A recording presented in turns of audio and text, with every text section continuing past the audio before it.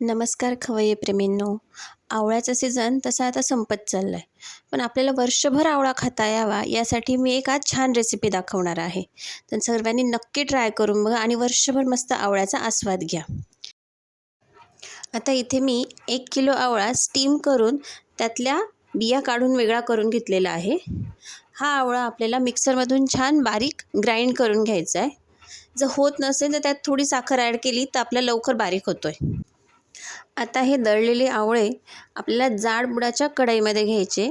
आवळ्याची कोणतीही तुम्ही रेसिपी करा त्यासाठी स्टीलचे भांडे वापरायचे आहेत. आता हे मिश्रण आपण 5 ते 6 मिनिट मस्त शिजवून घ्यायचं आहे. या प्रकारे उचटणं जर आपण त्याच्यात हलवलं तर काही जे अख्खे आवळे राहिलेले असतात त्याचेही तुकडे होऊन जातात. आता 5 ते 6 मिनिटांनंतर आपल्याला याचा रंग थोडा बदललेला दिसतोय. आता या स्टेजला आपल्याला याच्यामध्ये 300 ग्रॅम गूळ बारीक केलेला टाकायचा आहे. तुम्ही जास्त टाकू शकता तुमच्याकडे जे जास्त गोड आवडत असेल, पण 1 किलो आवळ्याला 300 ग्रॅम गूळ भरपूर होतो. आता आपल्याला याचा रंग बदलेपर्यंत याला छान शिजवून घ्यायचं आहे.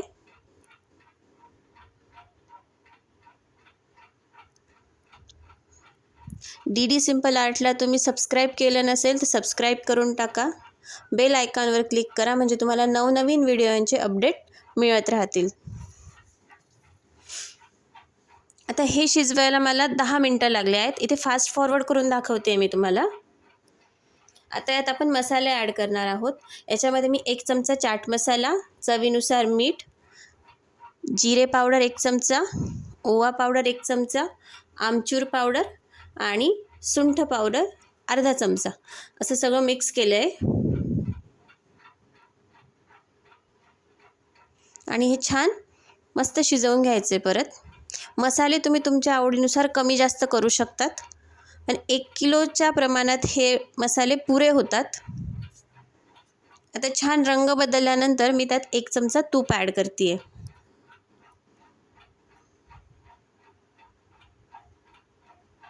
आता याचा रंग खूप छान झालेला आहे. आता आपण चमचाभर घेऊन चेक करणार आहोत की हे मिश्रण व्यवस्थित झालं आहे की नाही. थोडं गार झाल्यानंतर आपल्याला त्याचा गोळा करून बघायचा आहे. छोटा लाडू बनवायचा आहे एक प्रकारे. जर तो हाताला चिटकला नाही तर आपलं मिश्रण व्यवस्थित तयार झालेलं आहे. तुम्ही बघू शकता हातात मस्त फिरतोय तो आणि हातालाही चिटकलं नाही.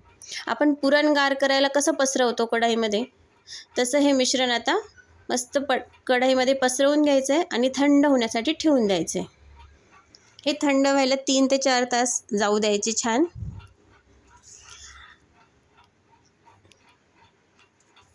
थंड झाल्यानंतर आपल्याला एक असं पसरट भांडं घ्यायचं आहे. त्यात पिठी साखर घ्यायची आहे. मी आता इथे 4 ते 5 चमचे पिठी साखर घेतली आहे आणि हे मिश्रणाचे छोटे छोटे बॉल्स बनवणार आहे. तुम्हाला हव्या त्या आकारात तुम्ही बनवू शकतात.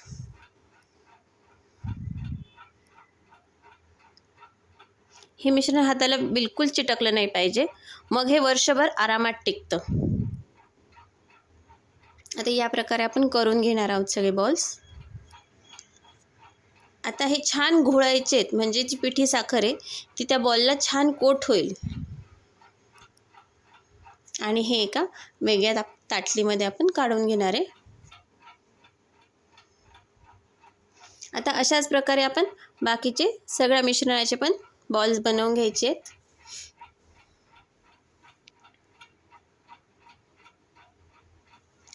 हे आता आपले आवळ्याचे गटागट तयार झालेले आहे. हे तुम्ही काचेच्या बरणीमध्ये, एअरटाईट बरणीमध्ये छान स्टोअर करू शकतात. फ्रीजमध्ये ठेवा म्हणजे वर्षभर त्याची चव बदलणार नाही आणि छान लागतात, पाचक आहेत. आता इथे वाटीमध्ये जो दिसतोय हा माझा मागच्या वर्षीचा उरलेला आवळा आहे. याची चवसुद्धा अजून तशीच्या तशी अप्रतिम लागते. घरात छोट्यापासून मोठ्यापर्यंत सगळे आवडीने रोज एक आवळ्याचा तो बॉल खातात. अशाच तुम्ही नवनवीन आणि छान छान रेसिपी बघण्यासाठी डी सिंपल आर्टला नक्की सबस्क्राईब करा.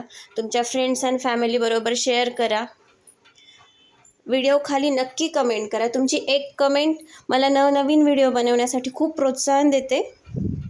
थँक्यू. लाईक करा, शेअर करा, सबस्क्राईब करा.